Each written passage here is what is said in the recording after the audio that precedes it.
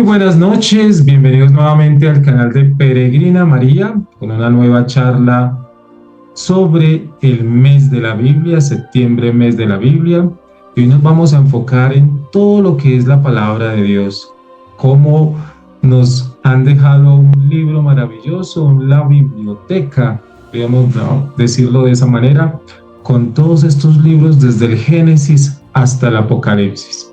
Y por eso va a ser una charla realmente llena de muchas informaciones, muchos datos que vamos a ir aprendiendo por qué tenemos este libro sagrado con nosotros.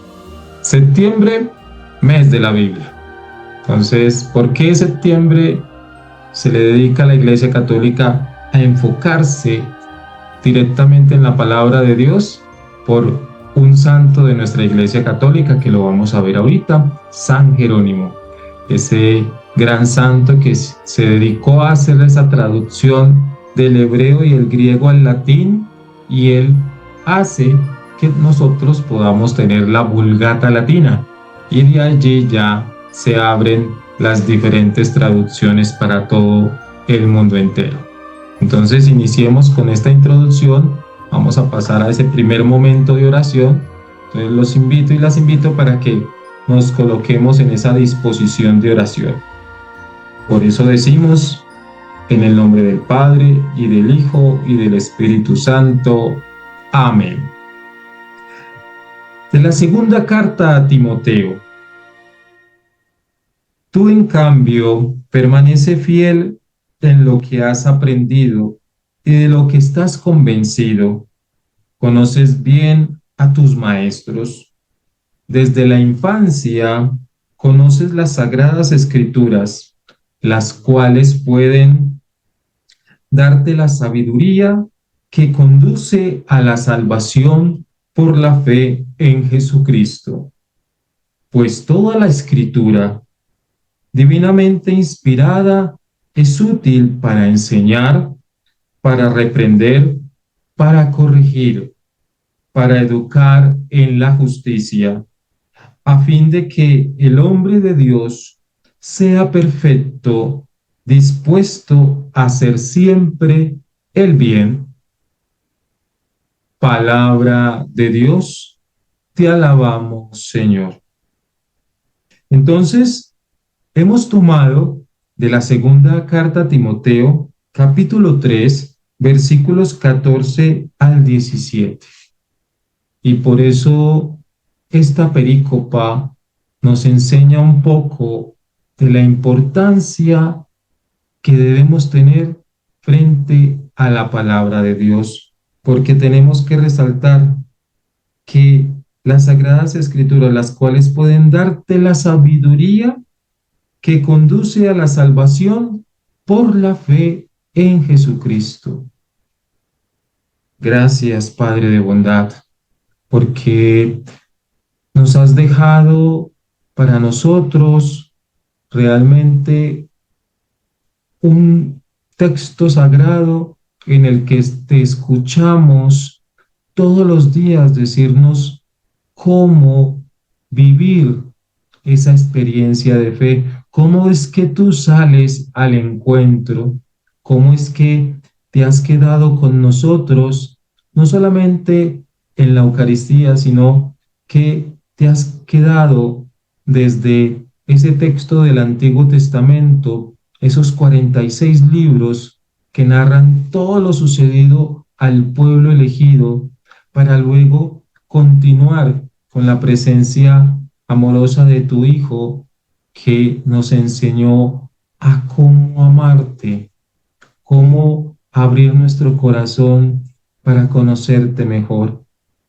Y por eso, tanto el Antiguo como el Nuevo Testamento nos habla de una manera amorosa de conocerte. En el Antiguo Testamento, un Dios justo, y en el Nuevo Testamento, Jesús te presenta como el Padre de la misericordia.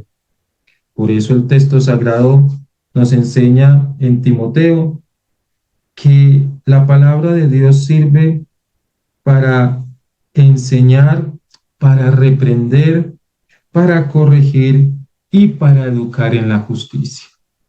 Señor, que nosotros podamos seguir creciendo en el amor a tu palabra, en el amor a comprender que lo que cada palabra que está allí escrita es para nosotros de, desde nuestra fe, comprender qué es lo que tú quieres para nuestra vida. Gloria al Padre y al Hijo y al Espíritu Santo, como era en un principio, ahora y siempre, por los siglos de los siglos. Amén. Hemos pasado este primer momento especial de invocar al Espíritu Santo que se haga presente en medio de nosotros y de esta manera poder comprender todo lo que tú nos enseñas, Padre de bondad, en tu palabra. Entonces, pasemos y con esta pregunta, ¿sí? ¿Por qué existe el mes de la Biblia? ¿Por qué existe el mes de la Biblia? Entonces, durante todo el mes de septiembre la Iglesia celebra el mes de la Santa Biblia y presta atención a la palabra de Dios. Es decir, la Biblia, ¿sí? Cuando tú tomas la Biblia, ¿sí? La Biblia contiene la palabra de Dios, ¿sí? La Biblia contiene la palabra de Dios. Y es por eso que le podemos decir Biblia, palabra de Dios, Sagrada Escritura, libro de la vida, ¿sí? Eh, Hay diferentes formas de llamarle a este texto hermoso, ¿sí? La primera exhortación, la primera exhortación de nuestro Papa Francisco fue la alegría del Evangelio, Evangelii Gaudium, y fue su primera exhortación como Papa.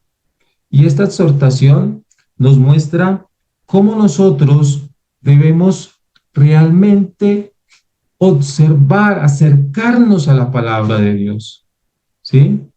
Y en esta exhortación es algo valioso porque nos invita a ese encuentro con la palabra. Cada vez que vamos a la Eucaristía, siempre hay una primera lectura que siempre es del Antiguo Testamento, luego el Salmo, que es un canto, ¿sí? Y luego, cuando es entre semana, pues escuchamos solamente tres partes de la Biblia, el Antiguo, el Antiguo en alguna lectura, luego el Salmo y luego un Evangelio del Nuevo Testamento, mientras que los domingos siempre escuchamos un libro del Antiguo Testamento, el Salmo, una carta, ¿sí? O parte del Nuevo Testamento, alguna carta de Pablo, carta católica, ¿sí? O Hechos de los Apóstoles, y terminamos siempre con un evangelio. Entonces, cada vez que vamos a la Eucaristía, a la Santa Misa, pues descubrimos que también se nos da el pan de la palabra, ¿sí? Como vivimos el pan de la Eucaristía, vivimos también el pan de la palabra. Y esa palabra es la que nos muestra un momento especial cuando el sacerdote empieza a darnos esa homilía, esa explicación de las lecturas. Y entonces tenemos que retomar claridad en lo que estamos viviendo en ese momento. ¿Qué es la Biblia? La palabra Biblia viene del griego biblos, que significa libros o lista de libros. De ahí el diminutivo biblón, ¿sí? Que significa librito, ¿sí? Y que se fijó en el plural después para decir Biblia, ¿sí? Entonces, por eso, obviamente, tenemos que hacer referencia a lo que nos dice el libro del Apocalipsis. Cuando vamos a Apocalipsis, en el capítulo 1, versículo 2, nos dice lo siguiente.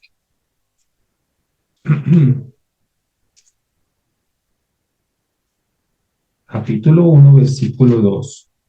Dice así, el cual atestigua cómo la palabra de Dios y testimonio de Jesucristo todo lo que he visto. Pero si leemos bien el prólogo, diría lo siguiente: revelación de Jesucristo que Dios le ha dado para mostrar a sus servidores lo que va a suceder enseguida. Dios la ha dado a conocer por medio de un ángel a su siervo Juan, el cual atestigua cómo la palabra de Dios, ¿sí? Y testimonio de Jesucristo, todo lo ha visto. Entonces, desde ahí podemos nosotros decir que todo lo que va desde el Génesis hasta el Apocalipsis, todo ha sido inspirado. El autor principal es Dios. Quien ayuda es el Espíritu Santo, ¿sí? Ilumina a hombres comunes para que escriban. Se llaman agiógrafos, quienes escribieron la palabra de Dios. Y entonces por eso, ¿por qué celebramos la Biblia en septiembre? Pues obviamente para nosotros los católicos, septiembre es el mes de la Biblia porque el 30 de septiembre es el día de San Jerónimo, ¿sí? Pero antes, para llegar a esa parte de San Jerónimo, tenemos que saber que los datos del mes de la Biblia, ¿sí? Estos son los datos del mes de la Biblia. La primera Biblia que se mandó a hacer imprenta se llamaba la Biblia del Oso. Casiodoro de Reina, ¿sí? Santa Biblia de 1569, es decir, la primera Biblia que se llevó a la imprenta fue la Reina Valera, ¿sí? La que siguen nuestros hermanos cristianos que no creen en el Papa. Esa fue la primera Biblia que, ¿sí? Como es palabra de Dios, obviamente ellos no tienen 7 libros que los vamos a ver ahorita, pero sigue siendo la palabra de Dios. Entonces, el 26 de septiembre de 1569 se hizo la impresión de la Biblia del Oso. ¿Por qué la Biblia del Oso? Porque en su carátula, acá, en esa carátula, hay un oso cogiendo un panal de abejas. Y así la llamaron, ¿sí? Porque no olvidemos que hay una parte en la Biblia que es dulce como la miel. En un salmo dice que la palabra de Dios es dulce como la miel, ¿sí? Y eso es verdad. Ella es dulce para todos nosotros, es dulce para nuestra escucha, ¿sí? En el año de 1602 es revisada por Cipriano de Valera, ¿sí? Por eso, Reina, Casiodoro de Reina y Cipriano de Valera, por eso la Reina Valera. En su portada llevaba un oso comiendo miel desde un panal, origen de la conocida Biblia Reina Valera. Sigamos entonces.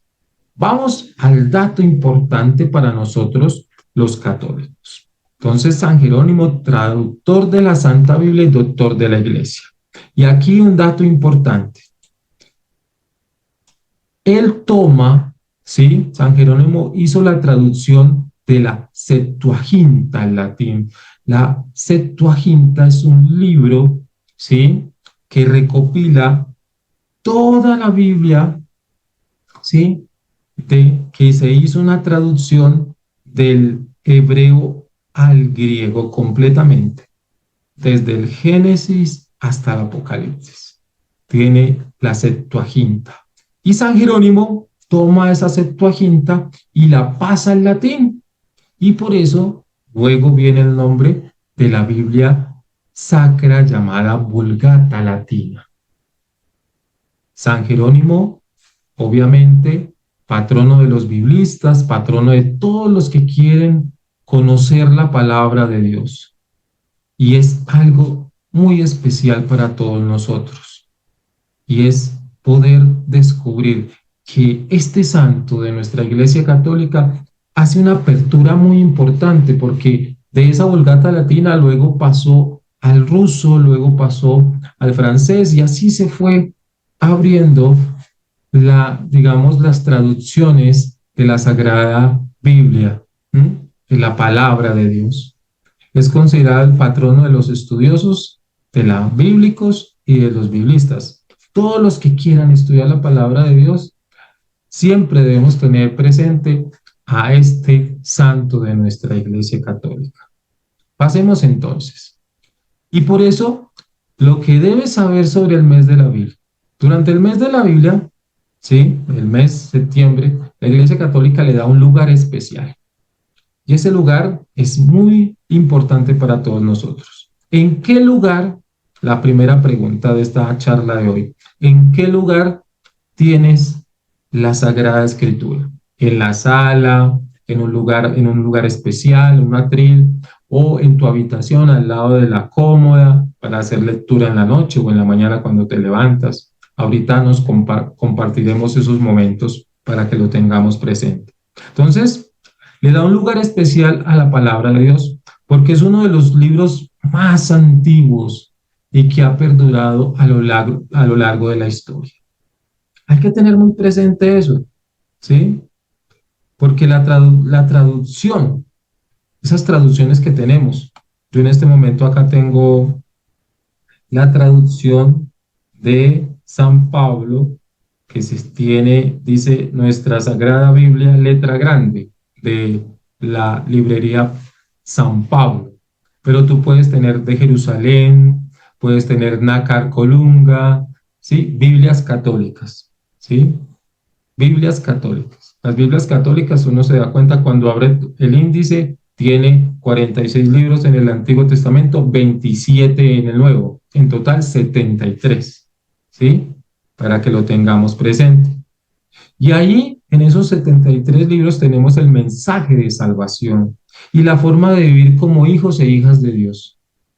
Es ese, o sea, tener claro que dentro de toda esa biblioteca de libros sagrados, Dios nos habla, te habla a ti, te habla a mí, de una manera totalmente a veces diferente. Podemos estar en la Eucaristía, escuchando al Padre y a los proclamadores de la palabra, proclamar la palabra, y tú en tu interior puedes estar diciendo, este texto bíblico me está tocando el corazón hoy, Dios me está hablando. Y así pasa, y es que así pasa. Por eso es que la palabra de Dios es dulce como la miel. La palabra de Dios también es considerada como espada de doble filo que entra en tu ser, ¿sí? Y toca hasta lo más profundo del espíritu.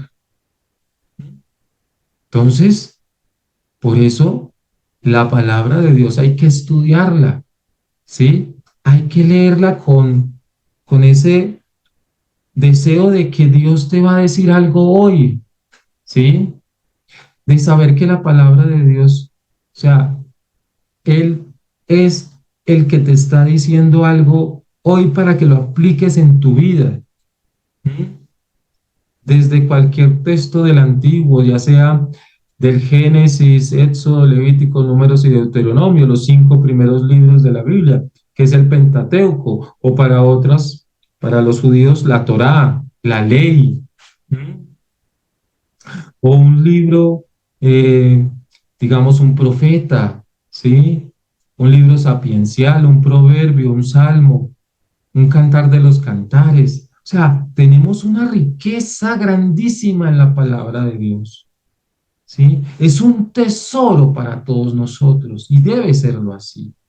Entonces, practiquemos esa lectura de amor de la palabra de Dios, ¿sí? Es muy importante. Y por eso, obviamente, tenemos que resaltar algo y es lo siguiente. Nuestra Biblia está, el Antiguo Testamento, está compuesto por 46 libros y se escribieron escuchen muy bien, entre el 950 al 50 antes de Cristo. ¿Sí? Desde el 950 al año 50 antes de Cristo. Y se escribió el Antiguo Testamento en hebreo, arameo y griego. ¿Sí? Y eso hay que tenerlo muy presente. Muy presente porque obviamente en el estudio de la palabra de Dios, tenemos que saber que hasta una parte los libros del Antiguo Testamento fueron escritos en griego, en hebreo y arameo. Y otros libros que por eso no son aceptados por la iglesia judía, ¿sí? Por la tradición judía, no son aceptados porque fueron escritos en griego y para ellos los griegos eran paganos. Entonces, ¿cómo así que la palabra de Dios, algunos libros fueron escritos así? Entonces, un momentico, el canon de nosotros va a ser solamente libros escritos en hebreo. No aceptamos libros en griego por ser lengua pagana. Y así fue. Los judíos frenaron, ¿sí? Tienen exactamente 33 libros nada más, ¿sí? Ellos solamente aceptan 33, ¿sí? Pero los cristianos aceptan el canon judío más otro poquito, ¿sí? Y por eso hay una diferencia, ¿sí? De menos 7 libros, 46 menos 7 son 39, y entonces son 39 para los cristianos separados, para nosotros son 46, ¿sí? Entonces, en ese sentido, en esa parte del Antiguo Testamento. Vamos entonces, en una frase sumamente importante de San Jerónimo: desconocer las Escrituras es desconocer a Cristo. Si tú o yo hemos cometido esa falta de desconocer la Escritura, hemos desconocido a Cristo. Por eso la necesidad de conocer, de estudiar, de leer la palabra de Dios, pero no se puede leer sola.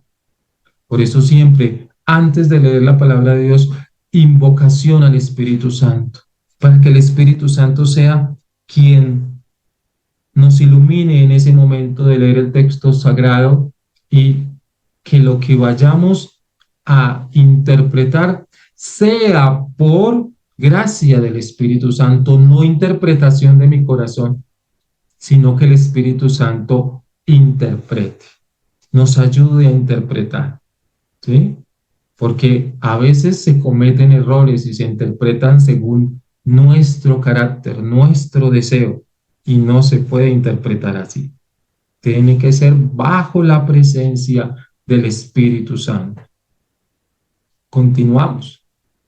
Entonces, ahí vemos en la imagen lo que se conoce como un rollo de un libro del Antiguo Testamento. Está escrito en hebreo, obviamente, y el texto sagrado, es decir, en las sinagogas de hoy en día, donde van los judíos, el texto sagrado no se puede tocar con los dedos. Por eso utilizan ese palito con una mano que está haciendo así, un dedito salido, y por eso van de derecha a izquierda, se lee el hebreo, de derecha a izquierda, nosotros leemos de izquierda a derecha. El texto sagrado en hebreo se lee de derecha a izquierda. Un dato para que lo tengamos presente.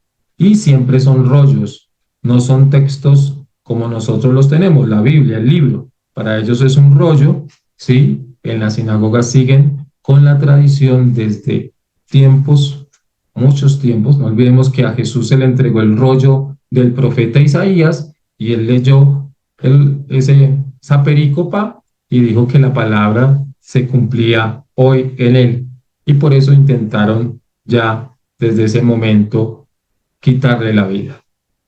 Pero entonces, para que lo tengamos presente, nuestros hermanos judíos, ellos no utilizan el texto libro, sino rollo de la Torá, rollo de los profetas, el Neviín y el Ketubín, que así se les llama, Torá, Neviín y Ketubín.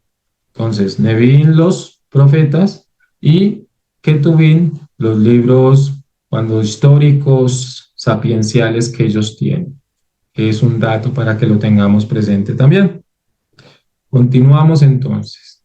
Y por eso, ¿qué es la Biblia? La Biblia es un conjunto de libros inspirados por Dios, inspirados, ¿sí? Él es la inspiración. Dios quiso quedarse con nosotros y nos habla por medio de la Sagrada Escritura. Es el único autor vivo que sigue hablándonos, ¿sí? Porque si tú te pones a leer, por ejemplo, un libro de, podríamos decir, acá en Colombia, de Gabriel García Márquez, él ya murió, entonces 100 años de soledad, entonces no, mientras que cuando tú tomas la palabra de Dios, es Dios que está vivo y te está hablando por medio de esas perícopas, narraciones, relatos, ¿sí? Ahí está hablando Dios a nuestro corazón. Volvemos a decir, tres idiomas sumamente importantes, hebreo, arameo y griego, ¿sí? Lo de los 73 libros, ¿cómo está dividido? ¿Sí? La Biblia fue escrita por agiógrafos, vuelvo a repetir esta parte que es sumamente importante, y es personas del común, ¿sí? Que Dios escogió para escribir la palabra de Dios, para escribir la Biblia, ¿sí? Y por eso el Espíritu Santo inspiraba a estos hombres según el contexto donde se encontraban y empezaron a escribir la palabra de Dios. ¿Mm? Y utilizaron diferentes géneros literarios, ¿sí? Entonces, por ejemplo, lo de la serpiente que le habla a Eva, ¿sí?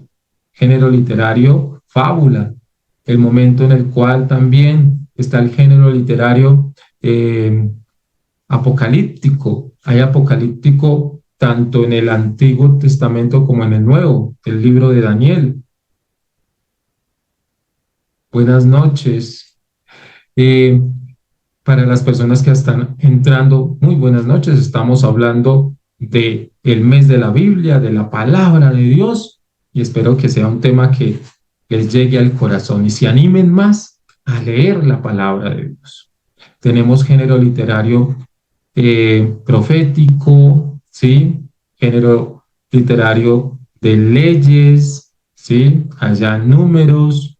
Entonces, géneros literarios que son sumamente importantes para comprender la palabra de Dios.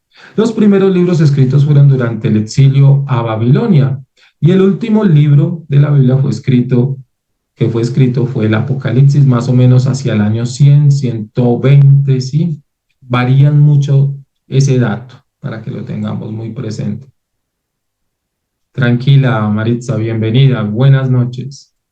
Entonces, voy a seguir dando datos importantes, obviamente. Aunque narran historias e interpretaciones desde el año 2100 antes de Cristo hasta el año 50 antes de Cristo, se habla de Abraham, es decir, de los patriarcas. Génesis del capítulo 12 al 50. ¿Sí? La existencia de Abraham más o menos hacia el año 1900 antes de Cristo es una de las aproximaciones que se tiene. El éxodo, la salida del pueblo de Israel, entonces ocurrió más o menos hacia el año 1250 antes de Cristo, aunque se haya escrito hacia el año 950 los primeros libros, ¿sí? Es decir, que el hecho del éxodo frente a las escrituras habrían pasado unos 300 años, más o menos. Por eso cuando leemos el Éxodo, cuando dice allí que se dice que Moisés es el que escribió los primeros 5 libros de la Biblia, pues no, se dice solamente, se escribió de esa manera, pero no fue el que escribió Génesis, Éxodo, Levítico, Números y Deuteronomio, porque obviamente uno cómo va a escribir su muerte, ¿sí? No pasaría, ¿sí? Entonces, tener esos datos. Y el último que se escribe del Antiguo Testamento para muchos biblistas es el Apocalipsis y también el libro de sabiduría. Pero muchos autores, ¿sí? Como digo, hacia el año 50 o también hacia el año 70 antes de Cristo. Entonces, datos que se dan, ¿sí?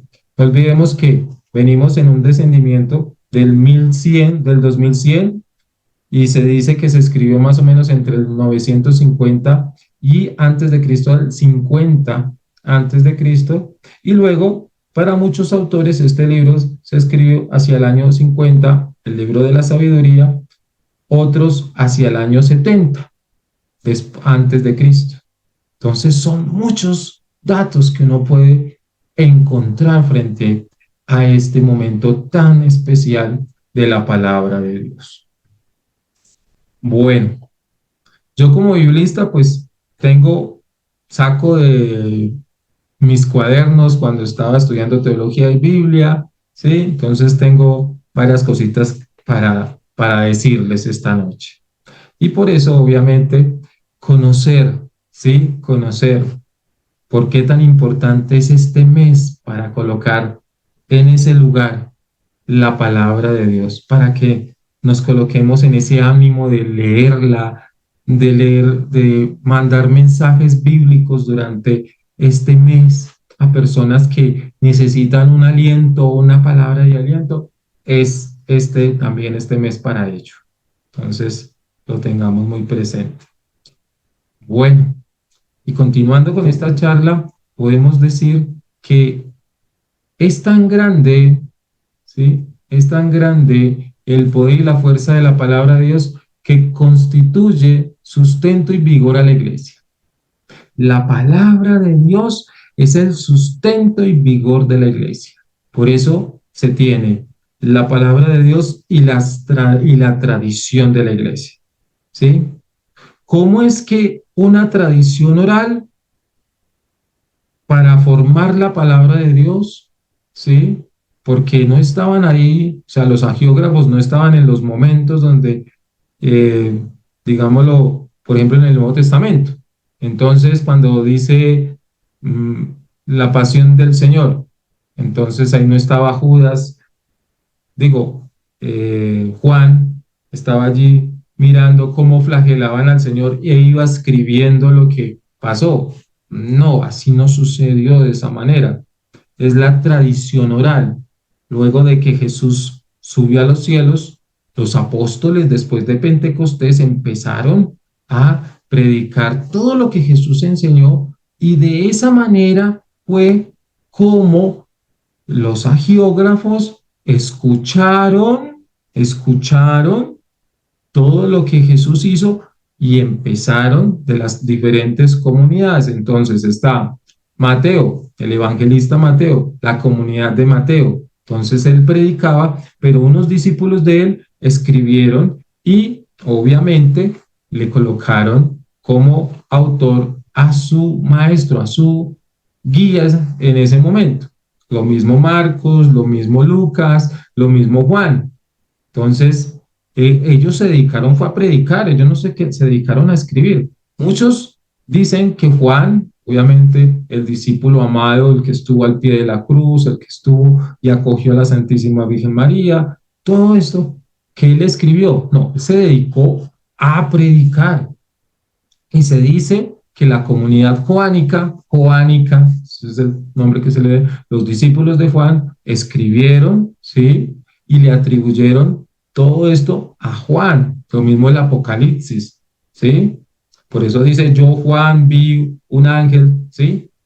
Así inicia casi todos los capítulos del Apocalipsis. Entonces, de esa manera, pues, obviamente, se le atribuye a Juan la escritura, pero no fue él. Y del Antiguo Testamento tenemos claramente la, digamos, la firmeza de que Saulo, aquel que persiguió a todos los cristianos y cuando de camino a Damasco, Jesús se le aparece a él en el camino y él es el que cambia su nombre por Pablo y empieza a enseñar, a predicar, ¿sí? A Jesús resucitado. Y él sí escribe, y por eso el primer libro de el Nuevo Testamento es la primera carta a los tesalonicenses. Es de Pablo, no fue el Evangelio, ¿sí? No fue el Evangelio de Mateo, como aparece en nuestra lista, ¿sí? Allá en el índice de nuestras Biblias. El primer libro que se escribe del Nuevo Testamento es la primera carta a los tesalonicenses, ¿sí? Y eso es más o menos, ya les doy el dato, ¿sí? El primer libro descrito fue la primera carta a los tesalonicenses y el último que se escribió fue la segunda carta a Pedro. ¿Sí? En ese marco se escribieron las cartas, ¿sí? Y los libros del Nuevo Testamento. La primera carta a los tesalonicenses fue escrita más o menos hacia el año 45, ¿sí? De nuestra era cristiana, ¿sí? Más o menos. Y obviamente la última carta que se escribió fue el libro, ¿sí? Lo que decía yo ahorita, tanto el Apocalipsis como la carta de Pedro, ¿sí? Para que lo tengamos ahí en referencia. ¿Mm? Antiguo Testamento, libro de la sabiduría, Nuevo Testamento, entre Apocalipsis y la carta de Pedro, ¿sí? Para que resaltar esa parte. Bueno, ya vamos a la mitad de la charla y realmente espero que les esté dando ese gusto, ese deseo, ese dulce de poder seguir con la lectura de la palabra de Dios. Entonces la iglesia nos dice en la Dei Verbum esta referencia. La palabra de Dios es el sustento y vigor de la iglesia, firmeza de la fe para sus hijos, alimento del alma, fuente limpia y perenne de vida espiritual. Entonces la Dei Verbum es ese documento que aparece en el Concilio Vaticano II, donde resalta la importancia de la palabra de Dios, la Dei Verbum, ¿sí? Dios, verbo, Dios, palabra, ¿sí? Verbum. La Biblia es la relación variada y múltiple de las experiencias de la fe de un pueblo, del pueblo de Dios, vivida a lo largo de la historia de la salvación.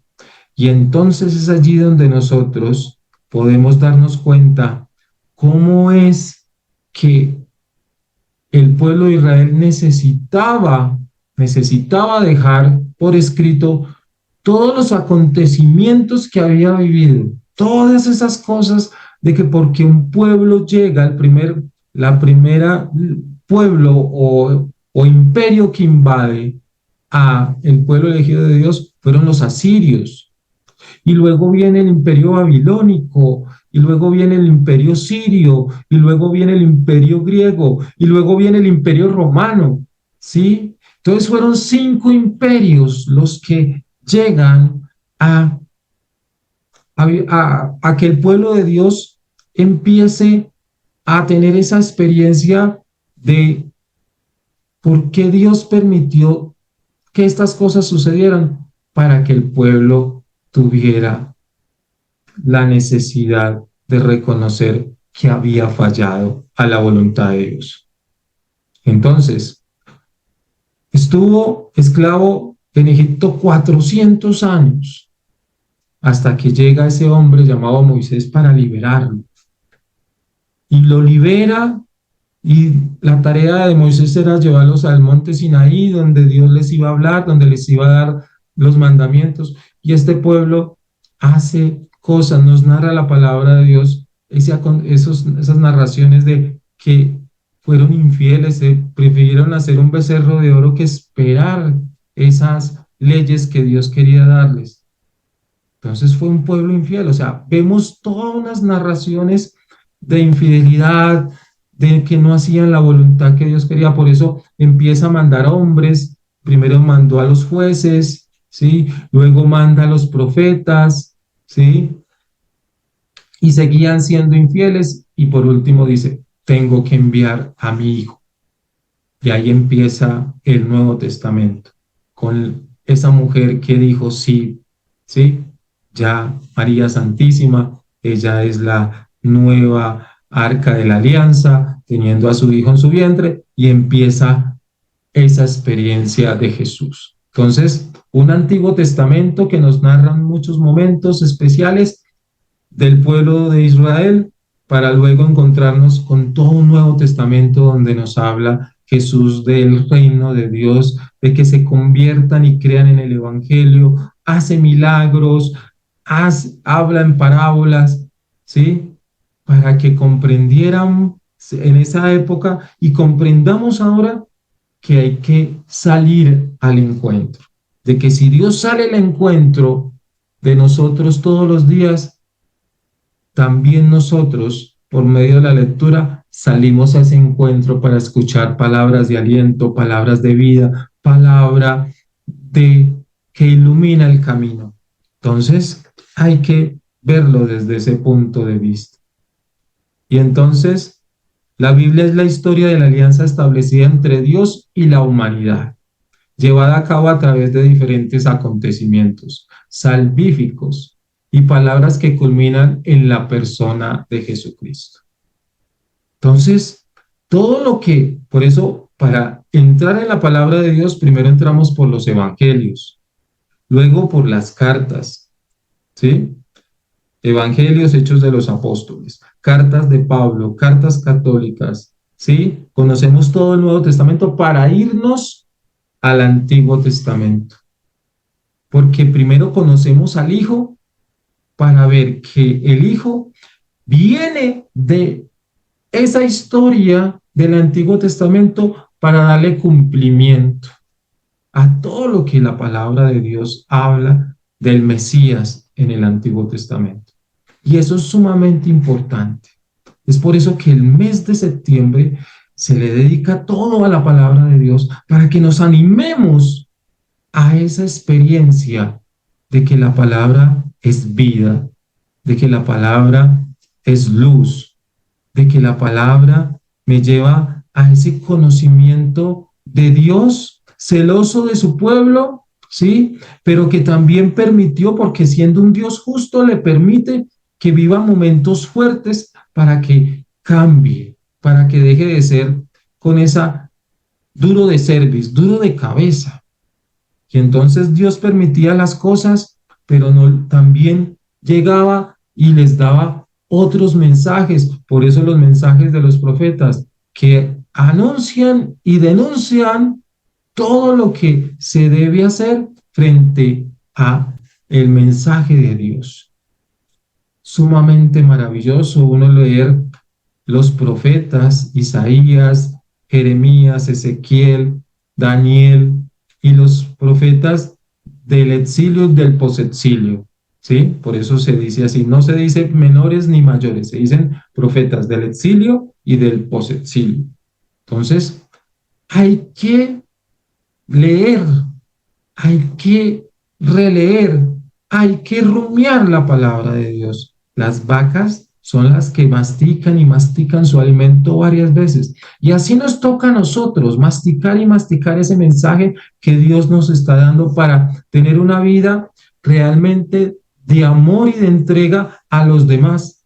Porque si en el Antiguo Testamento, en el libro del Éxodo, capítulo 20, se nos da el decálogo, en el Nuevo Testamento Jesús toma todos sus 10 mandamientos y lo deja en uno solo. Amar a Dios sobre todas las cosas y al prójimo como a ti mismo. ¿Sí? Y entonces es recoger todo ese mensaje que Jesús da para comprender que la palabra de Dios ilumina nuestra vida, ilumina nuestro proyecto de vida, como Dios quiere que lo vivamos. Entonces, también hay que aceptar cómo Dios vive, o sea, nos propone un camino, pero a veces nosotros nos desviamos. Pero cuando nos desviamos, ahí está Dios para decirle, no, por ahí no, váyase por acá. ¿Sí? Entonces, siempre hay que escuchar la palabra de Dios, la escucha de la palabra de Dios. Y por eso acá en este mapa conceptual nos damos cuenta de algo muy especial. Y es una síntesis de la palabra de Dios. La Biblia es palabra de Dios, es decir, contiene la palabra de Dios. Se divide en Antiguo y Nuevo Testamento. El Antiguo Testamento trata de la historia del mundo hasta antes del nacimiento de Jesús. Tiene 46 libros, ¿sí? Comienza con el Génesis, termina con Malaquías, el profeta, claro, dependiendo de la edición, porque en algunas Biblias termina es diferente, a veces termina es con los libros sapienciales. Entonces, algunos de los cuales rechazan nuestros hermanos separados, que son Eclesiástico, Sabiduría, Primera y Segunda Macabeos, Tobías, Judith y Baruch. Entonces tenemos 1, 2, 3, 4, 5, 6 y 7 libros que rechazan o no son aceptados por las Biblias de los cristianos separados. Entonces, por eso cuando tú compres una Biblia, mira que tenga Eclesiástico, Sabiduría, ¿sí? Primera y Segunda Macabeos, ¿sí? Tobías, que es hermoso, leas en el capítulo 8 de Tobías, para las parejas, para los que se van a pronto a casar, muy bonito. Judith y Baruch. Y tampoco aceptan ciertas partes de los libros de Esther y Daniel, porque son escritos en griego, ¿sí? Se divide el Nuevo Testamento, escrito originalmente en griego, el Antiguo Testamento originalmente en hebreo, ¿sí? Ahí abajo estamos viendo una parte del tetragramatrón, que es el nombre que le dio Dios a Moisés allá en el monte cuando se encuentra, ¿sí? En la zarza, este que ven acá, que es un lenguaje en hebreo, acá en griego, el que ahí dice Jesús, Jesús, ¿sí? Jesús, que es Jesús, y dice Biblia, que es la Biblia, como la Biblia. Entonces, en el Nuevo Testamento tiene 27 libros, comienza con el Evangelio de Mateo y termina en el Apocalipsis. Se trata de la vida de Jesús y comienzos de la iglesia. Es muy importante nosotros conocer cómo inician las comunidades cristianas, ¿sí? No olviden que las comunidades cristianas se reunían a escondidas en las catacumbas porque los estaban persiguiendo para acabar con el cristianismo, ¿sí?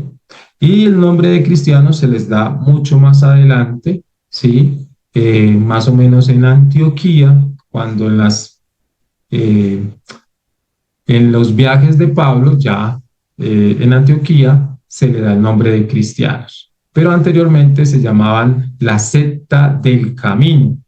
La secta del camino se le llamaba así antes de, porque todo, como Jesús siempre fue caminando por el camino, los conocían de esa manera. ¿Sí? Entonces, para que también un dato importante. La Biblia requiere ¿qué? Requiere estudio, reflexión. La Biblia se centra en diversas traducciones, ¿sí? Entonces, la Biblia para jóvenes, católica, la Dios habla hoy acá en Colombia, creo que también existe allá en Estados Unidos, Biblia del Nuevo Pueblo, la Biblia latinoamericana, la Biblia de Jerusalén. La Biblia recoge tradiciones orales, algunas de siglos antes de que comenzara a escribirse la Biblia. Entonces ahí estábamos hablando de toda esa parte tan importante de la tradición que viene de esos hombres y mujeres que hablaron, que hicieron mensajes oral a su familia y todo esto fue de familia y familia, ¿sí? Tradición oral hasta que alguien ya tomó la iniciativa de empezar a escribir, ¿sí? De empezar a escribir. Entonces, tener presente eso. Y no olvidemos que todo empezó a escribirse en el momento en que el imperio babilónico se llevó al pueblo de Israel hacia Babilonia a ser esclavo y ahí es donde empezaron a escribirse ¿qué? Los salmos, los primeros escritos en ese año que les di, más o menos en el 950 antes de Cristo, en Babilonia se empieza a escribir, fueron los salmos, porque ellos viviendo ese exilio, ¿sí? Allá esclavos en Babilonia, pues se dedicaron fue a orar y cantar. Entonces le hacían estos cantos a Dios para tenerlos, para que lo tengan presente. Y la otra es, recoge tradiciones orales porque primero se contaron las cosas y luego se escribieron. ¿Ha sido inspirada? Claro, la Biblia ha sido inspirada por el Espíritu Santo, pero su autor principal es Dios Padre. Entonces, para que lo tengamos presente. Y la palabra de Dios en el mundo bíblico. Entonces, la necesidad de estudiar la Sagrada Escritura. Entonces, la confusión de términos. ¿La Biblia contiene mandamientos? ¿Sí o no? ¿Ustedes qué dirán? Me imagino que dirán que sí, ¿cierto? Obviamente contiene mandamientos. La otra pregunta, ¿debemos guardar todos los mandamientos que habla la Biblia? ¿Sí o no? Pues yo les digo que no. ¿Por qué no? Porque nosotros tenemos la ley, o sea, los 10 mandamientos, pero el pueblo judío tiene 613 normas, ¿sí? O leyes, o mandamientos, como a veces les dicen ellos, que es la suma de los 365 días del año. Los huesos del cuerpo humano, que son 208, más o menos, ¿sí? Unos 208, dejémoslo ahí. Y los 40 años que pasaron en el desierto. Sumando eso, te debe dar 613. 613 normas cumplen los judíos desde tiempos inmemoriales, ¿sí? Entonces, diferente a nosotros que tenemos los 10 mandamientos, pero que a veces no cumplimos. Ellos tienen 603 y nosotros 10, y 10 casi ni se cumplen. Entonces, tengámoslo muy presente.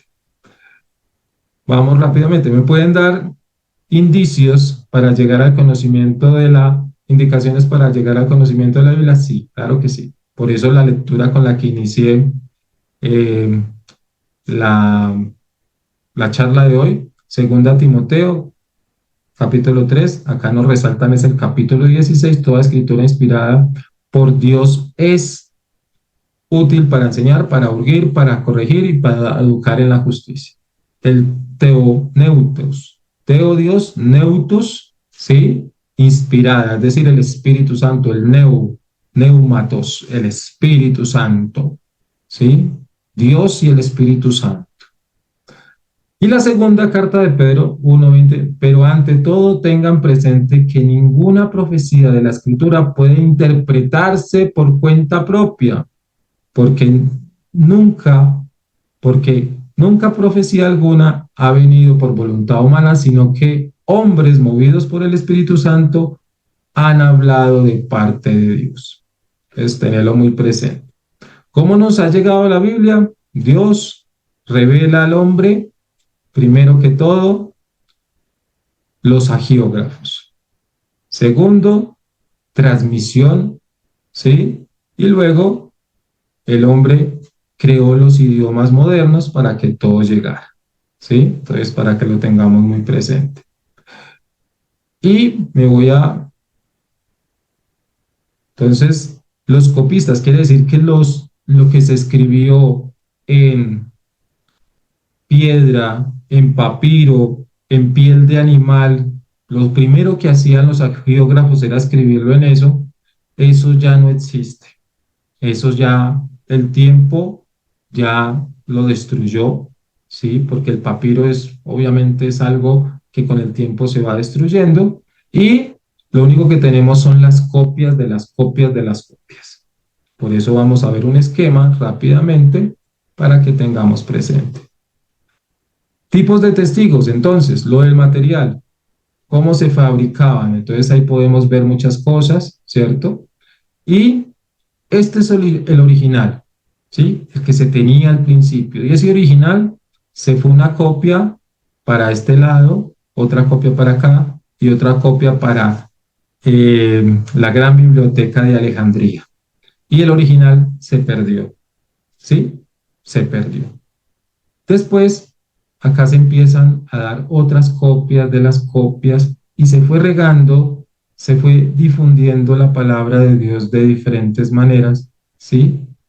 Obviamente, lo que hablamos de rollos, porque en la sinagoga se necesitaban los rollos para leerlos a las personas. Y todo se fue yendo, copia tras copia, ¿sí? Copia y copia. Y se fueron yendo los originales. Entonces, la Sagrada Escritura, las fronteras contextuales. Entonces, diálogo contextual. Contexto histórico, 1000 años, Oriente contemplativa, intérprete, contexto histórico, siglo XXI, Occidente, reflexiva. Entonces, en el Oriente era contemplación de la Sagrada Escritura. Hoy en día, cuando interpretamos, es de la parte en la cual reflexionamos el texto sagrado para dejar un mensaje a nuestro siglo, a nuestra época, ¿sí? Para que lo tengamos muy presente. Y lo que nos decía ahorita la Dei Verbum, la constitución dogmática Dei Verbum, Dios habla en la Sagrada Escritura por medio de hombres en un lenguaje humano, por lo tanto el intérprete de la Sagrada Escritura para conocer lo que Dios quiso comunicarnos debe estudiar con atención lo que Dios quería dar a conocer con dichas palabras.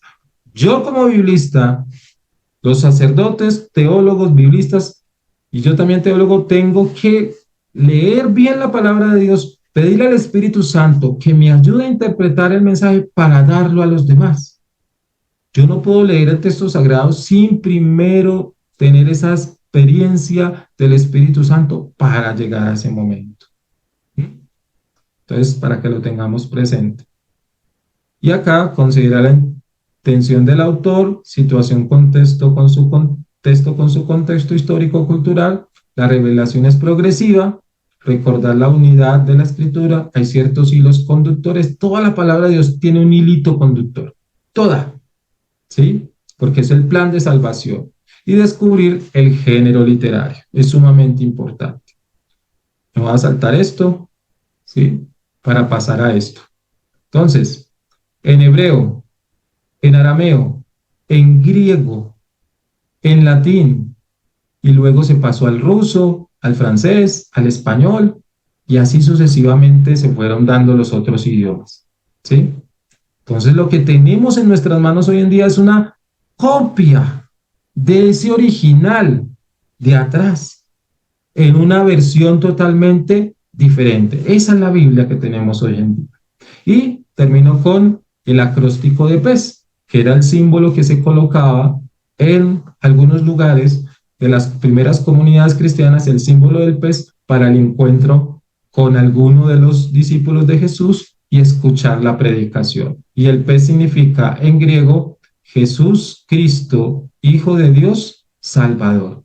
El ictus, ahí dice ictus en griego, significa Jesús Cristo, Hijo de Dios, Salvador. Entonces, con esto termino esta enseñanza de hoy. Espero poder escucharlos, poder compartir un momento. Yo sé que me llevé la horita exacta, pero podemos tomarnos unos minuticos si tienen alguna duda. Buenas noches a todos, a todas. Primero que nada, John Jairo, muchísimas gracias porque ha sido una plática realmente muy completa, aunque es un texto no solo religioso, sino histórico que requiere de infinidad de sesiones.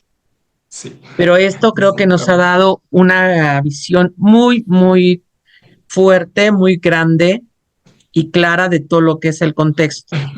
Y creo que todos llegamos a la conclusión el día de hoy de que la Biblia es un conjunto de textos inspirados por Dios, por el Espíritu Santo, que sirven para conducir a los hombres al lado de Dios, al cielo. Amén. A través no de cosas materiales, sino fundamentalmente del amor y del conocimiento y de la fe que se tenga a Él. Muchas gracias. Hay un método muy bello que se conoce como la lección divina. En la lección divina nos enseña 4 pasos, que es la lectura, ¿sí? Lectura, meditación, luego sigue oración, contemplación, ¿sí? Esos son los métodos que se inventaron los monjes cartujos hace muchos años, ¿sí? Muchos años. Y obviamente nos deja una claridad que cuando tú pasas de lectura es lo que dice el texto, no interpretamos, no se hacen reflexiones en esa primera parte. En la meditación, medito y hago como qué Dios me está diciendo a mí en el texto.